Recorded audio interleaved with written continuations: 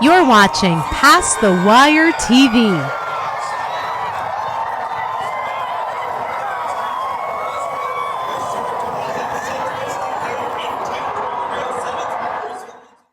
Well, welcome back to Past the Wire TV in the wake of some not so good news this morning. Gio and I both thought that Muth was going to be very, very tough to beat. And, you know, the more I looked, the more I kind of bolstered that opinion. But Muth spiked the fever, will not run. Gio and I kind of felt obligated to update our show a little bit because you know, really when you think about it, and you'll weigh in a minute, Gio, but I think it changes the whole complexion and that dynamic of the race. Agreed.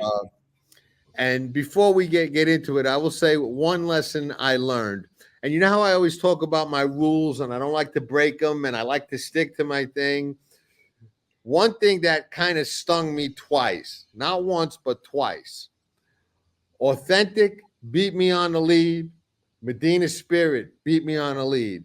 And after both of those races, I said, you know what? In these big races, I can't stand letting Bob Baffert beat me on the lead. Let me add a quick thought to that, just a quick one. First of all, my first reaction this morning, an absolute calamity. You know, I'm eating breakfast, I'm eating my second bite of my pancake, and poof, you text me saying Muth just got scratched. And not good for the sport, not good for the Preakness, but we will adjust. We're professionals, and we got to deal with it. So with that, one thing about Authentic, remember, Authentic did that in September, big asterisk. Kentucky Derby illogically run in September, but I get your point. Still beat me. Whether it was May or September, he beat me. Yeah, you're right. So, you know, go ahead. It changes the whole dynamic of the race, in my opinion. And you let me know if you agree, but it puts Bob's other horse, Imagination, I think, on a clear lead with Frankie. And I think it makes Brian Hernandez kind of sit in a pressure cooker spot because he's going to have to make a decision pretty early. Do I let Bob go or do I go after him early? And I don't know what he's going to decide to do or what Kenny McPeak would tell him to do. But I think it kind of forces his hand, in my opinion. You know, John, good point. And we'll make this interactive. I just want to add to that. The Preakness has suddenly become a very strategic rider's race. Tell you why. We know Imagination with Frankie. Now that Muth ain't around, he's going to break well. And the instruction is, and it should be, because he's the fastest out of the gate to the first turn. He's got to get the lead, and he should be in the lead. But here's where the strategicness is important. We know Mystik Dan has some tactical speed. And we know what the instruction is going to be there. Hey, you can't let him get too away. You can't let him get too comfortable. So with that said, it changes the race dynamic. But I'm already starting to get really prepared for it. But go ahead. I didn't want to interrupt you, and we'll go from here. Yeah, no, I agree. But, you know, funny things happen in horse racing. And, you know, Frankie is a guy. I mean, Bob, we know, on the big stage, he could beat you with his first, second, third, fourth string horse. Okay. I personally think he's ultra dangerous on the lead, like we discussed. Frankie has never won a Triple Crown race. You know, one of the reasons he stuck around in the U.S. was to try to win the Derby, but I'm sure he'll settle for the Preakness. You know, it's a classic. It's the Preakness. He rises to the occasion on big days. Yeah. Like we talked about. I mean, you know, the Royal Ascot Magnificent 7, that day at Santa Anita just a couple of weeks ago, where absolutely he almost swept the whole card. You got Frankie on the lead on Bob's horse, tight turns, into slop, into Mischief Colt. Authentic was an into Mischief Colt. Everybody said into Mischief would never get a mile in the quarter. And by the way, he becomes dangerous, regardless. I know he was a little slow on the thoroughbred, and we talked about it. Becomes a dangerous player. not only is he dangerous, very dangerous, because unless there's a calamity at the break, he's going to have it his way around the first turn. Then with Frankie's experience and the fact that I don't think anybody else is fast enough to keep up with him, if he runs a half, low 47, middle 47s, close to 48, he may be gone. And there's one thing about imagination with a Hall of Fame rider on him. Imagination has shown that grit and guts that if he is approached, he keeps running. He'll have to run faster than he ever has, but he could be coming into his own. He's working well, and he could get very brave on the lead. And with Frankie's urging, it becomes very, very compelling, because I see that happening through the top of the stretch, maybe even to the 8th hole. But then you know who's going to be coming. I do. I mean, I see two horses coming. Yeah. Tuscan Gold. I've always liked Gold. My first car was a 1970 Gold Coupe de Ville Cadillac. I wore the gold hat and the gold sunglasses just for this show because I like gold. I like 14 karat gold. I like 18 karat gold. When I was a kid, I liked Acapulco gold, and I like Tuscan gold. And you know what? I have this vision. I've been thinking about it most of the day, so I'm glad we're doing this update. I have this vision where Frankie does get loose. BJ Hernandez is going to be decisive in his ways, but, I wasn't on Mystik Dan. I think Mystik Dan falls short of his effort that he ran in the Kentucky Derby. So Tuscan Gold is going to have a big jump on Cash and Freedom and on Iraq. Definitely. And I have this vision of Tuscan Gold, and we know where his figures are. And we know he's going to move forward. He's the most pronounced, most likely opportunity to catch and get ahead of Imagination. And then you're going to, in my opinion, with one less horse in a race, it even opens the door up, especially if it comes up wet, muddy, or slop, for Irad to make a big move with Uncle Heavy. Yeah. So you got 3 horses trying to run him down, and that's where we're going to be at. And I think Mystik Dan may be left behind. I could see that, and I think really Brian Hernandez, regardless of where Mystik Dan finishes, I think his decision, the first quarter, 3/16 of a mile, maybe even half mile, is really going to have a major impact on how the race plays out. Because I think if he does go after Imagination early and starts gnawing at him and chipping at him and, chirping away at him, he's going to soften him up and set it up. And I think Tuscan Gold will be sitting in the perfect spot in the catbird seat on that. You know what I mean? Exactly. Yeah. The catbird seat. John, I think if he lets Imagination go, then he kind of compromises his own chances, helps Imagination's chances, and I think he really has a major impact on the race, even though I don't necessarily like his horse to win. Yeah, no doubt, because what BJ decides to do on the break, because we know out of the break, even from the 9 hole, which will be the 8 hole now, it'll be the 9 horse, but it'll be the 8 hole. Everything moves up. We know that Imagination is the raw speed, meaning he's the undeniable speed of the race, at least on paper. And Frankie's going to have that extra urging. So you're right. How BJ Hernandez reacts to that and the positioning they both have going around the first turn will greatly impact the race. Greatly. And let me tell you, Frankie is a super smart rider. So Absolutely. Is Brian Hernandez. He's close. He's very cerebral. Absolutely. Yeah. But Frankie's the type of guy that if you go and engage him and he knows he's got a lot of horse, he'll sit back, let you go, and then come get you too. You know what I mean? You're not going to outthink him on the racetrack. That's what I'm saying. How good you are. I mean, he's got that experience on the big stage that's immeasurable. This is a scenario where a lot of people have the assumption that maybe Hernandez, Ken McPeak's their game plan was, again, to save save room on the rail, save ground on the rail.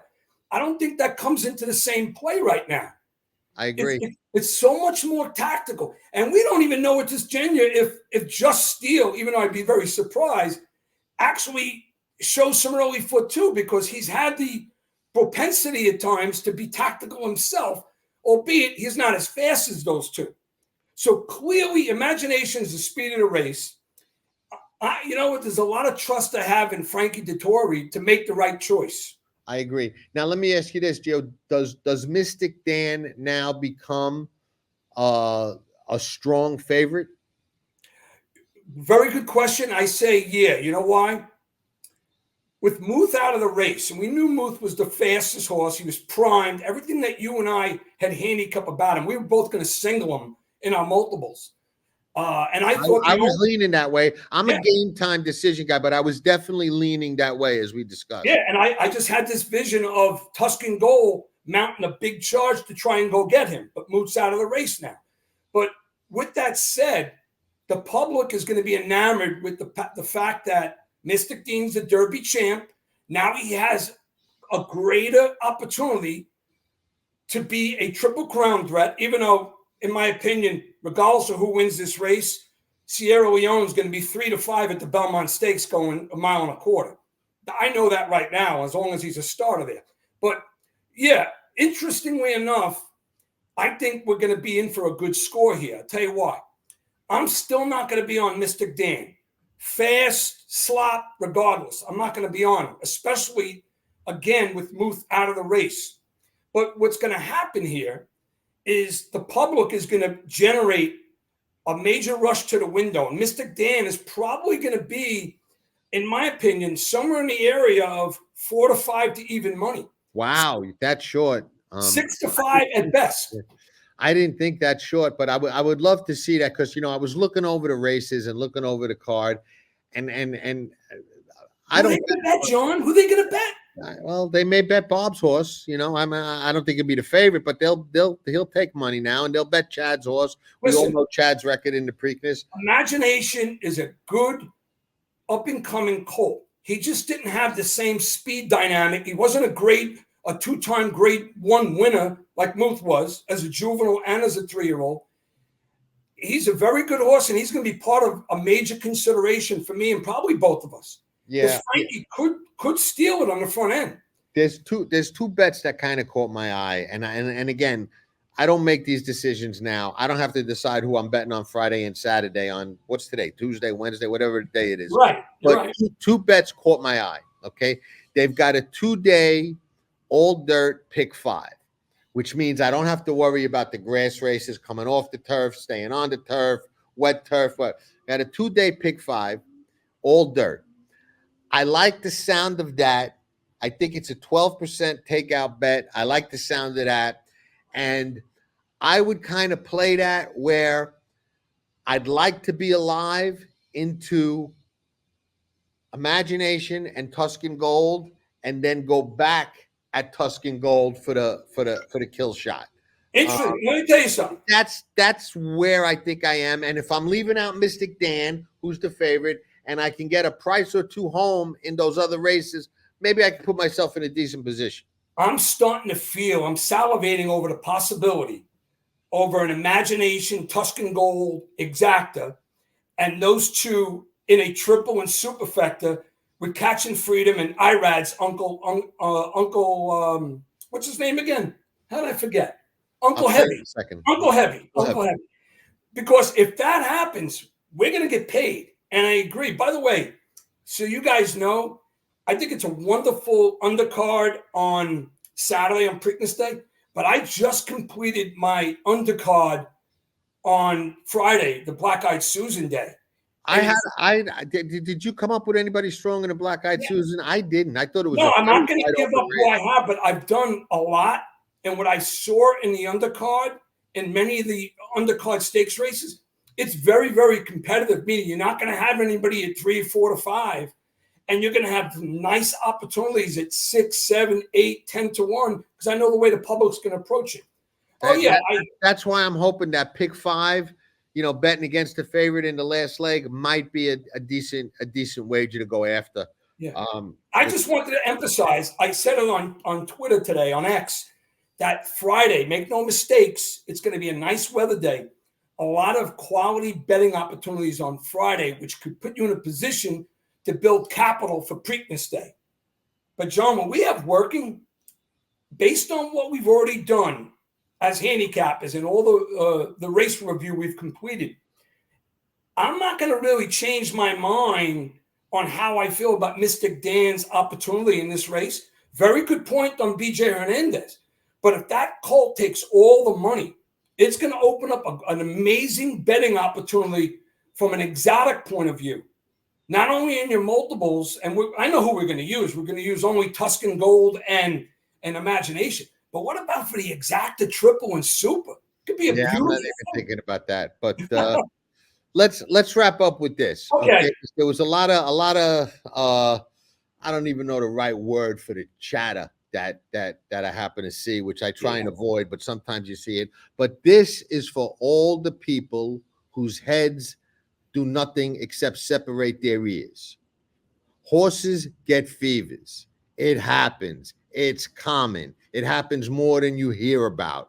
Bob Baffert is not going to run a horse with a fever in the Preakness. There's nothing nefarious. He doesn't have a fever because of some crazy conspiracy nonsense that you might. I know that bothered my soul. It's so ridiculous. I mean, if you think that really, you know, your head is separating your ears and you can do better. Get a grip. That's not the case.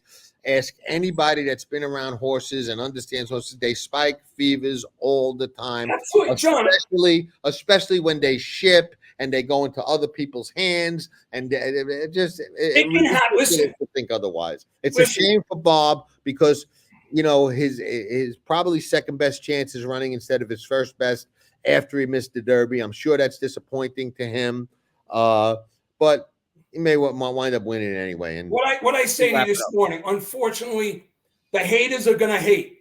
And a lot of people that make comments, unnecessary comments, illogical comments, or do the hating, it's more envy than anything else. How do they even question the integrity of Bob Baffert going into this race? Muth was working and training perfectly for the race. He was primed. He would have been a big presence in the Kentucky Derby if he was allowed to run. I agree. And, you know, especially when the horse he beat easily in the Arkansas Derby won the race. You know what I mean? So it would have been nice to see him. I'm sure he'll be fine. Hope for a speedy recovery for Muth, and maybe we'll see him in the Belmont, Travers, or Haskell. Who knows where he'll go with him.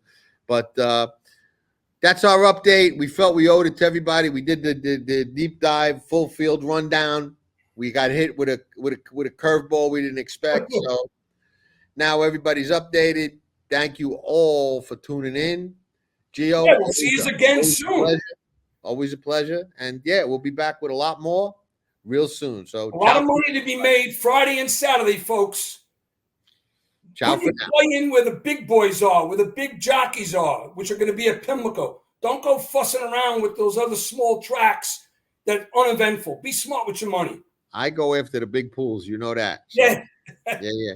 All righty. Ciao for now. Ciao for now. Take care.